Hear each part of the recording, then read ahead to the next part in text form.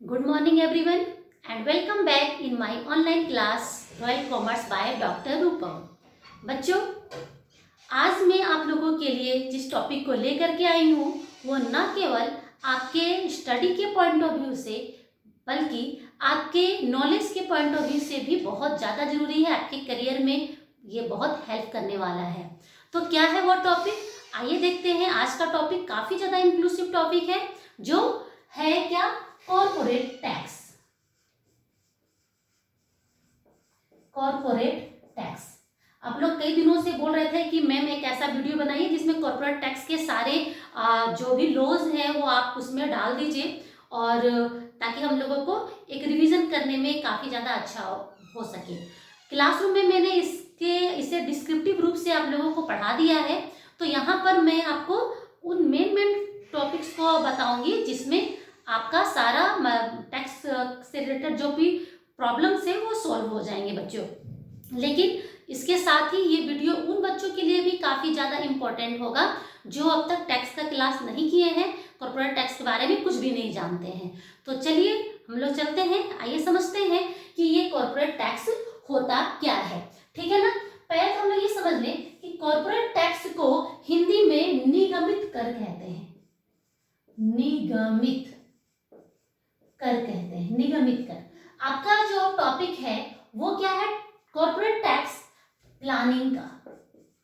Planning बच्चों, यहाँ जो आप प्लानिंग के बारे में पढ़ोगे कि कॉर्पोरेट टैक्स का प्लानिंग हम लोग कैसे करते हैं, लेकिन उससे पहले आपको ये जानना पड़ेगा कि ये कॉर्पोरेट टैक्स होता क्या है और ये इसका ओरिजिन पॉइंट का मतलब क्या है। ये सब सारी चीजें हम लोग इस वीडियो में क्लियर कर रहे हैं, तो आप इसमें शुरू से लेकर के अंत तक बने रहिए और बहुत ही शॉर्ट में हम लोग इसको समझ लेंगे। बच्चों, कॉर्पोरेट टैक्स को समझने से पहले आपको ये जानना होगा कि टैक्स क्या होता है। टैक्स जो है, आप ये जानते हो कि इंडिया जो है वो मिक्स्ड इकोनॉमी में वर्क करता है। पूरे वर्ल्ड में 3 तरह की इकोनॉमी काम करती है, जिसमें एक कैपिटलाइज्ड इकोनॉमी होता है, सोशलाइज्ड इकोनॉमी होता है एंड मिक्स्ड इकोनॉमी होता है। तो इंडिया मिक्स्ड इकोनॉमी यानी मिश्रित अर्थव्यवस्था पर काम करती है। बच्चों, यहाँ पर कर की व्यवस्था काफ़ी ज़्यादा कॉम्प्लेक्स है और इसे समझना जो है एक काफ़ी ज़्यादा स्टडी की बात है। तो हम लोग इसको समझते हैं कि इंडिया में जो टैक्स का सिस्टम है वो 2 पार्ट में डिवाइड है बच्चों। कॉर्पोरेट टैक्स में हम लोग आएंगे, लेकिन पहले इसके बेसिक को आप लोग समझ लीजिए। क्या है कि इंडिया में 2 तरह के टैक्स सिस्टम है, जिसको हम लोग बोलते हैं direct tax and indirect tax. Indirect tax, प्रत्यक्ष कर और अप्रत्यक्ष कर। बच्चों, प्रत्यक्ष कर जो होता है यानी कि टैक्स, डायरेक्ट टैक्स जो होता है, इसके कई पार्ट्स हैं, यानी कि इसे हम लोग कई पार्ट्स में 2 पार्ट्स में इसको हम लोग डिवाइड करते हैं। इसमें आपका क्या होता है, income tax and wealth tax. ये 2 के बारे में आप लोग कॉर्पोरेट टैक्स में पढ़ोगे। जो इनडायरेक्ट टैक्स है, इनडायरेक्ट टैक्स में आप वो टैक्स के बारे में पढ़ोगे जो डायरेक्टली एसएससी गवर्नमेंट को पेमेंट नहीं करता है, जैसे कि जीएसटी है, कस्टम ड्यूटी है और भी एक्सेट्रा कई टैक्स सिस्टम मतलब रेट है जो हम लोग इनडायरेक्ट टैक्स के क्लास में क्लियर करेंगे।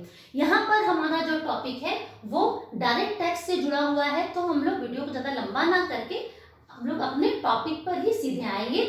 तो क्या है कि जो इनकम टैक्स होता है बच्चों, इनकम टैक्स जो है वो अब एक पर्सन के ऊपर लगता है, पर्सन, ठीक है ना, एक पर्सन के ऊपर लगता है।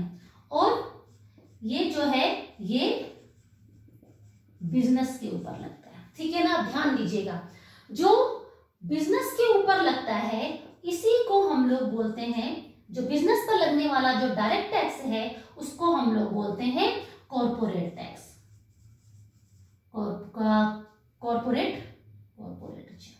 कॉर्पोरेट टैक्स बोलते हैं बच्चों। ध्यान दीजिएगा, सिंपली हम लोगों ने क्या समझा यहाँ पर कि कॉर्पोरेट टैक्स क्या है। तो कॉर्पोरेट टैक्स एक डायरेक्ट टैक्स है जो इनकम टैक्स का पार्ट है और जो एक बिजनेस के ऊपर, कंपनी के ऊपर लगता है। तो इसको एक थोड़ा सा हम लोग सिंपली इतना तो समझ गए करके एक मोटा मोटी जो स्ट्रक्चर हमारे माइंड में तैयार हो गया। अब हम लोग यहाँ पर समझ लें कि देखिए डायरेक्ट टैक्स क्या होता है। डायरेक्ट टैक्स होता है बच्चों कि जिसमें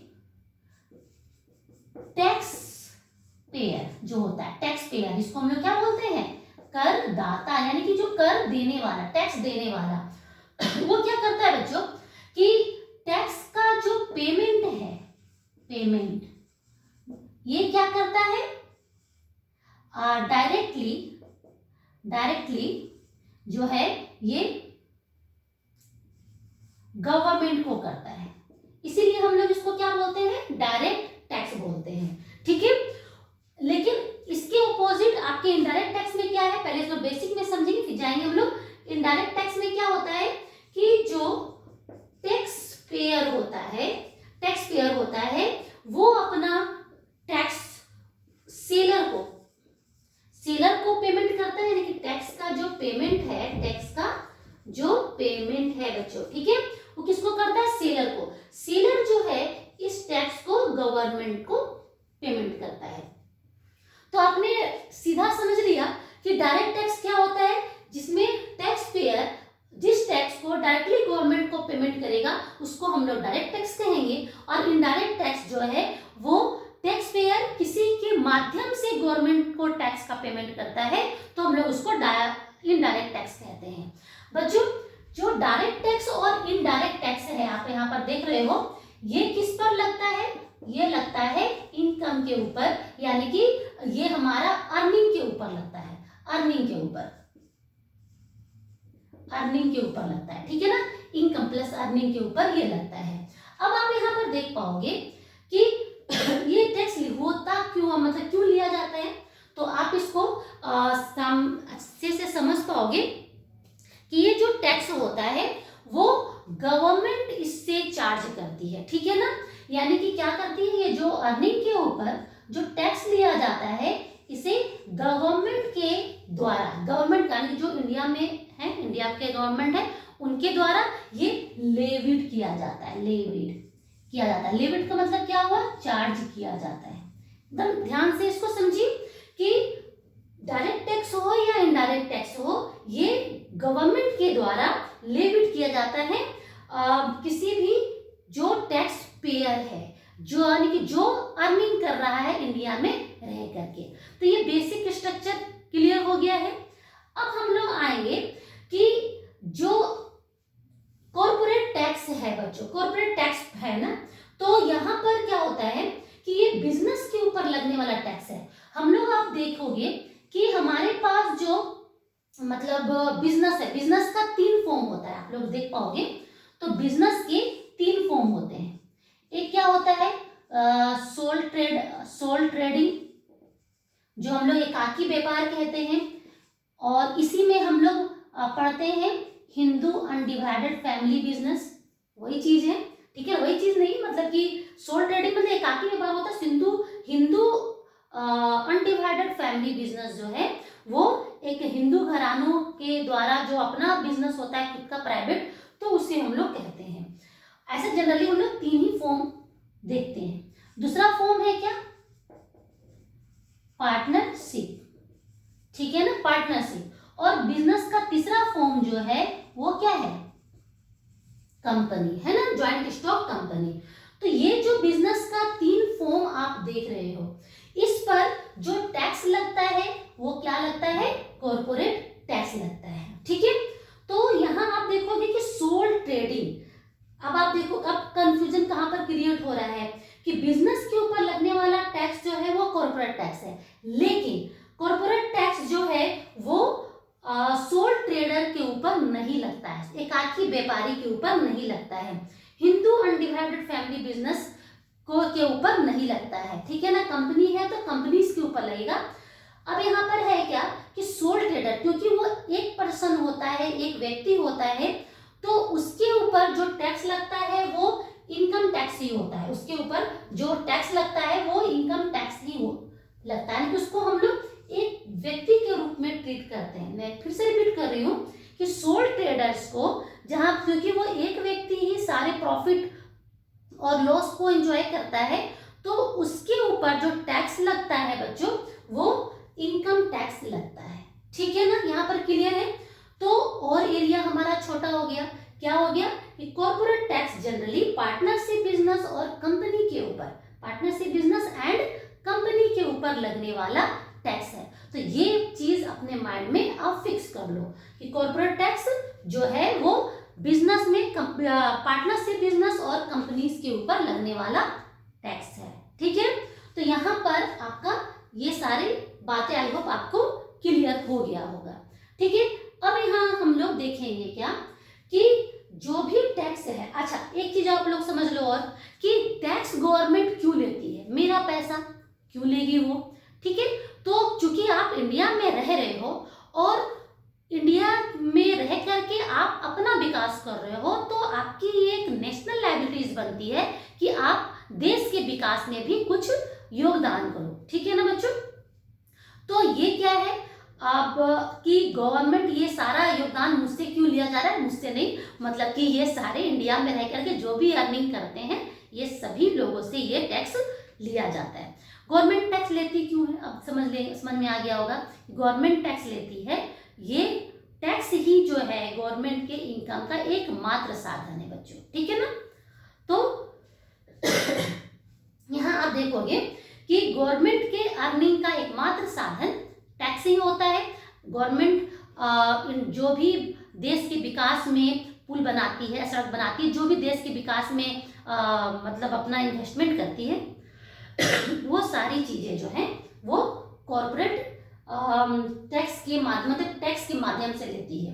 तो ये तो समझ में आ गया कि सॉरी, ये तो समझ में आ गया कि एक पर्सन से लेने वाला टैक्स है। लेकिन जो कंपनियां इनकम अर्न करती है तो उनसे ये किस तरह से टैक्स लेगी, तो उसके लिए भी प्रोविजन है। आप इनकम टैक्स एक्ट आप यहाँ पर पढ़ोगे, इनकम टैक्स एक्ट 1961। ये 1961 जो बच्चों ये है, इसमें कई प्रोविजंस दिए गए हैं टैक्स के रिगार्डिंग, जिसमें आप टैक्स को बचा सकते हो टैक्स प्लानिंग करके, क्योंकि टैक्स आपके ऊपर गवर्नमेंट चार्ज करेगी। लेकिन अगर आप अपना पैसा कुछ किसी ऐसे मतलब जगह पर खर्च कर रहे हो जो आपके विकास के लिए, आपके फ्यूचर के लिए, आप देश के लिए बेनिफिशियल है, तो वहां पर कुछ प्रोविजंस दिए गए हैं कंपनी एक्ट 1961 में। ठीक है ना, तो यहां पर आप क्या देखोगे, तो इसमें क्या मैं बता रही थी कि इस एक्ट में 1961 में बहुत सारा प्रोविजंस है, अपने टैक्स को आप बचा सकते हो। तो इसके लिए क्या करना पड़ता है, टैक्स की प्लानिंग करनी पड़ती है कि हम अपना इनकम कहाँ पर खर्च करें ताकि हमको कम से कम टैक्स देना पड़े। तो यहाँ जो आप देख रहे हो, आपका टॉपिक ही क्या बता रहा है, प्लानिंग को। ठीक है ना, तो हम लोग सभी चीजों को समझ गए कि कॉर्पोरेट टैक्स डायरेक्ट टैक्स का पार्ट है। हम लोग यहाँ से अपना स्टडी स्टार्ट करेंगे। ठीक है ना, तो कॉर्पोरेट टैक्स जो है वो इसका प्लानिंग कैसे करते हैं, है ना।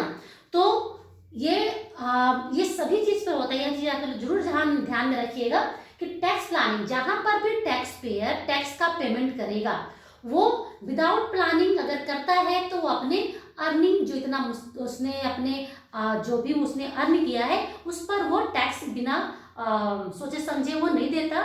उसको एक प्लानिंग के तहत देना चाहिए। हर एक पर्सन को का ये लायबिलिटीज बनता है कि अपना वो पैसा अगर कमा रहा है तो उसको बचाना भी सीखे।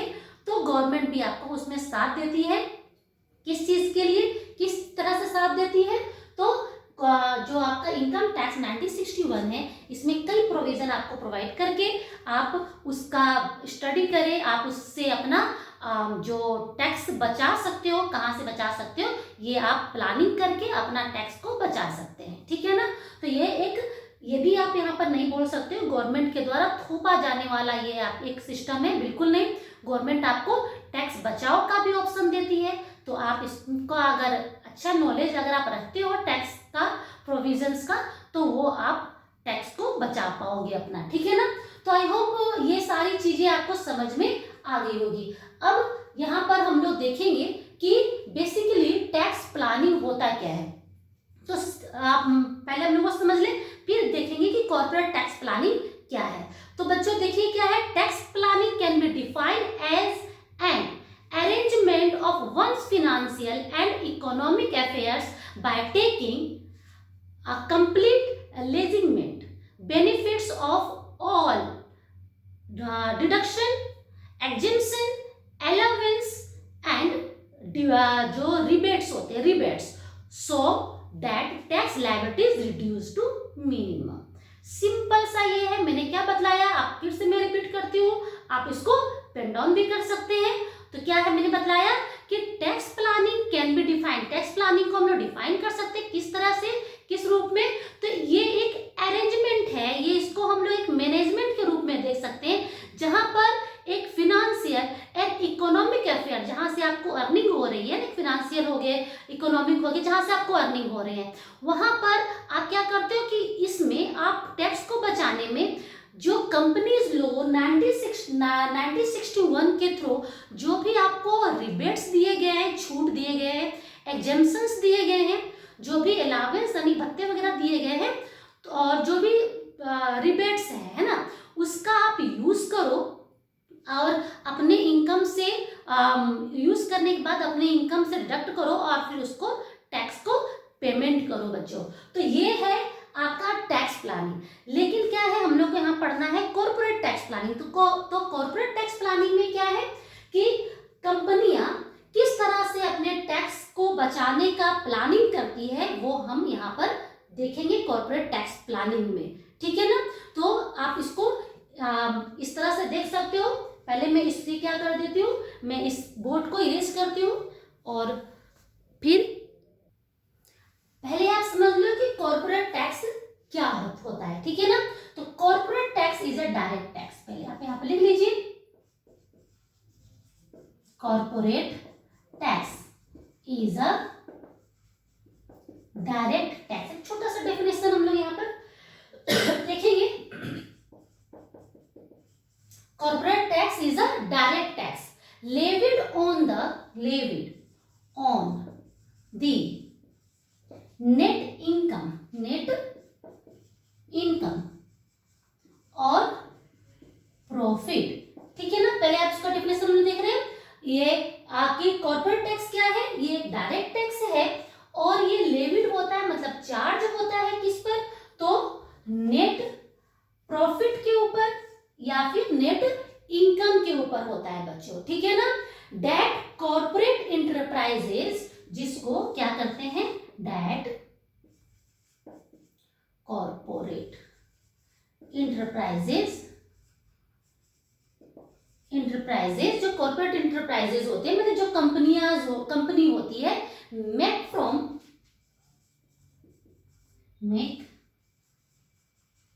क्या करती है, देयर बिजनेस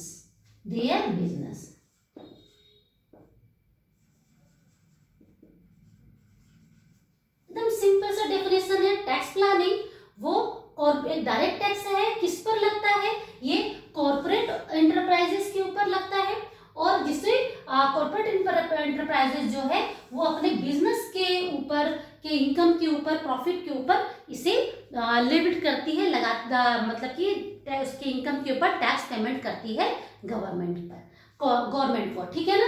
तो यहाँ आप इसको समझ सकते हैं कि tax planning, tax corporate tax क्या होता है। अब हम लोग समझेंगे कि कॉर्पोरेट टैक्स प्लानिंग क्या है। तो कॉर्पोरेट टैक्स प्लानिंग जो है वो आप यहीं पर आप देख सकते हो कि कंपनीज एक्ट 1961 के थ्रू जो भी डिडक्शन दिया गया है,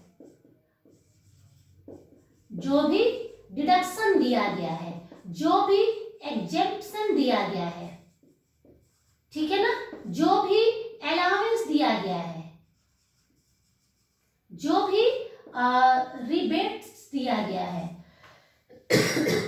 ये सभी चीजों का प्लानिंग है कॉर्पोरेट टैक्स प्लानिंग। तो सिंपली आप समझोगे the corporate tax planning can be defined as the arrangement of one's financial and economic affairs by taking complete legitimate benefits of all debates, exemptions, allowance जो rebates so that the tax liabilities reduce to minimum. ठीक है ना बच्चों, तो आपने tax को समझा, corporate tax को समझा, कॉर्पोरेट टैक्स प्लानिंग को समझा। ठीक है, यहाँ पर आपको मैं एक चीजें और बताऊंगी कि अगर कॉर्पोरेट टैक्स प्लानिंग अगर होता है, टैक्स प्लानिंग नाम का कोई चीज है, तो ये तो एक टैक्स का मैनेजमेंट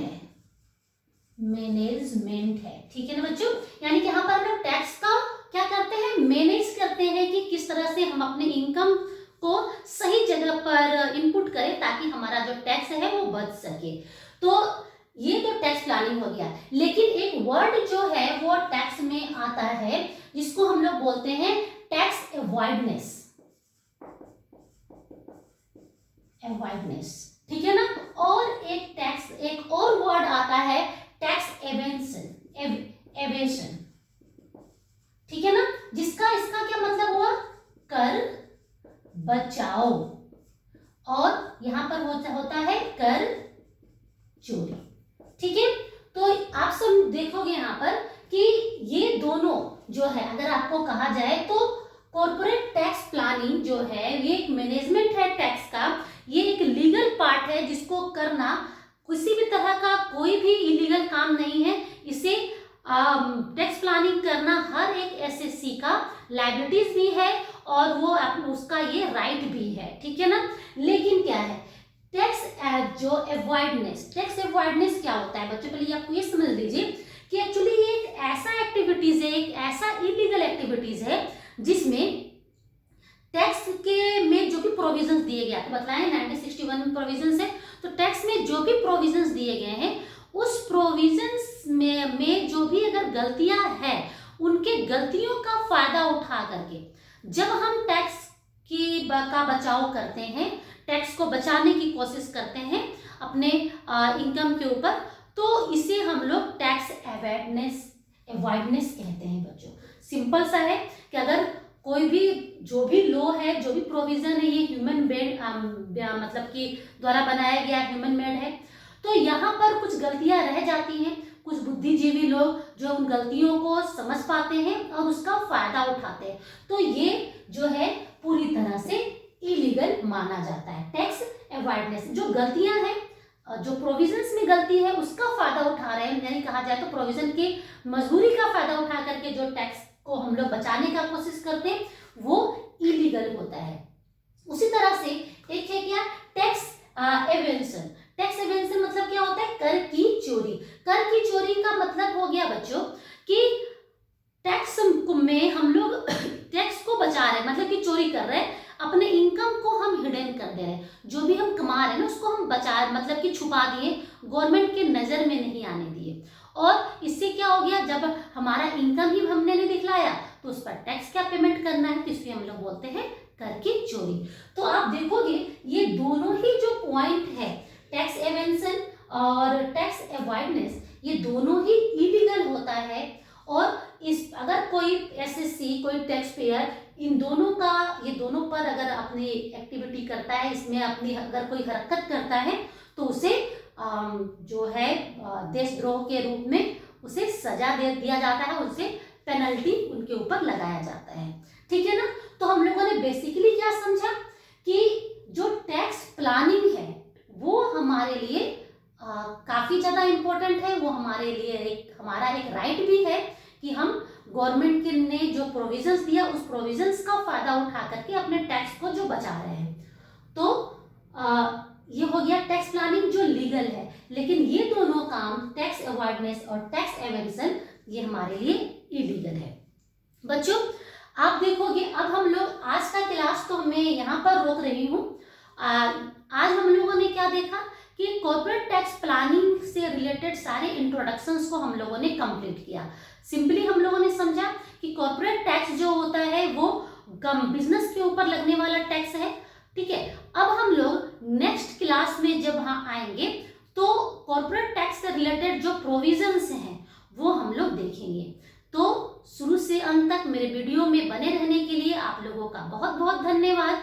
और जो लोग इस चैनल को सब्सक्राइब नहीं किए हैं बच्चों, वो कर लीजिए। ऐसा क्यों? क्योंकि इस चैनल में आपके कॉमर्स से रिलेटेड कई सीरीज चल रहे हैं और अभी मैं स्टार्ट कर रही हूँ आप लोग का कॉर्पोरेट टैक्स का सीरीज।